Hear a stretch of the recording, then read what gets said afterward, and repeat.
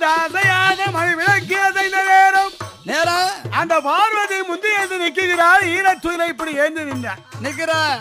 அந்த நேரத்திலே அசையாத மணி விளக்கு அசைந்த நேரம் 3 சுடராக பார்வதி முந்தியிலே விழுந்தது. எப்படி விழுந்தது? சொட்டு சொட்டு சொட்டு.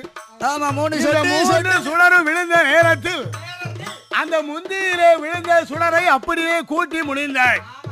அன்று தங்கி மறு உதயத்தில் அரண் உதயத்திலே ஆதித்தன் விழிக்கும் முன்னார்.